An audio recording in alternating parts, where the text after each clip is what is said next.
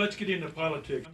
Joseph W. Brady discusses outcomes of the 2020 election that yield far-reaching benefits to high desert and Mojave River Valley residents, the defeat of Proposition 15, and the election of Jay Obernolte to Congress. Let me start with Jay. Terry, I think that we can tell those that are watching that this is being filmed just a couple days after the incidents back in Washington. Jay was sworn in, as I remember, on January 7th. So if you look about that time, it was probably about that day.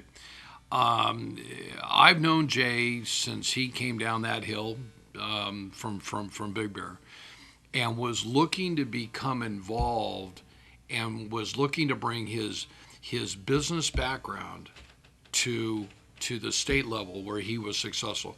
I believe he passed more bills. He had more bills passed in a fully controlled Democratic Assembly and Senate than any assemblyman ever from this area, and probably more so than any assemblyman during the 6-year term that he was there.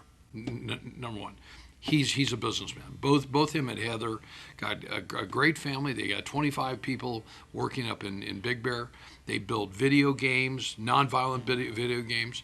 He understands. He's the first one to say that in today's business climate in California, he could never have opened up his business. He started it out of his dorm room at UCLA.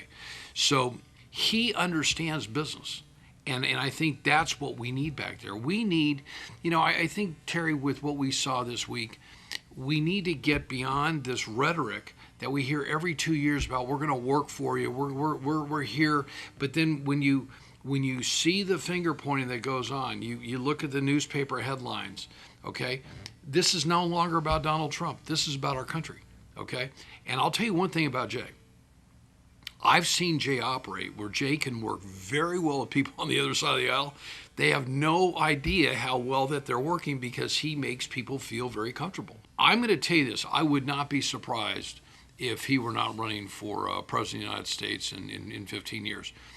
One, he doesn't want to do it. Two, he wants to serve the constituents, so he's doing it for all the right price. He's not back there so he can get a $175,000 pension after 2 or 3 consecutive terms.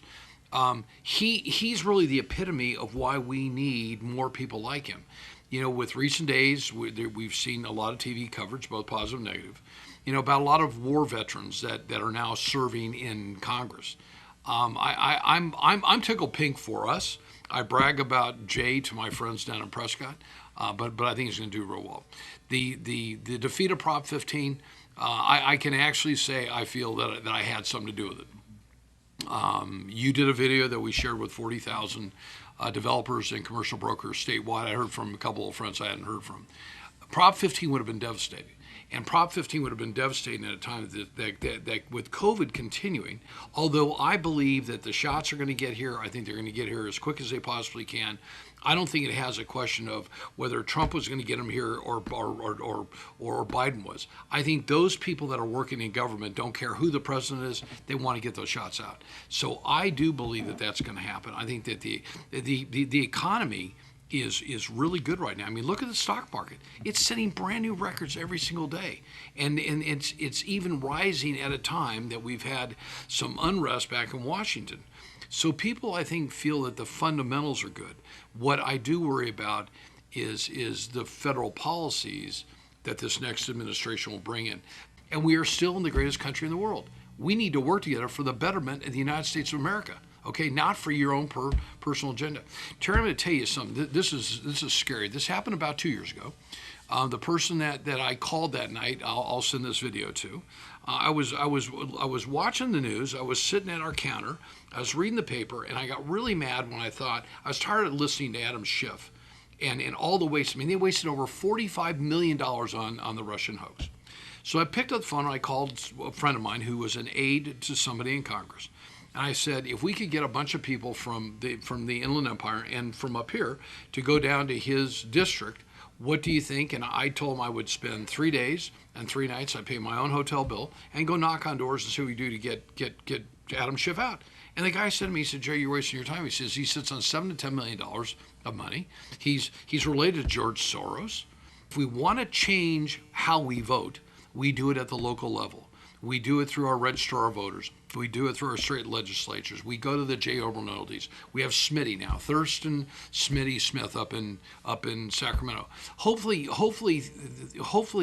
Smitty works with other colleagues around the country and in Pennsylvania and in Michigan, and in Georgia and Arizona. Okay, let's try to get this right. Let's be sure that everybody that votes. I mean, look at how many people voted. I thought that was pretty cool.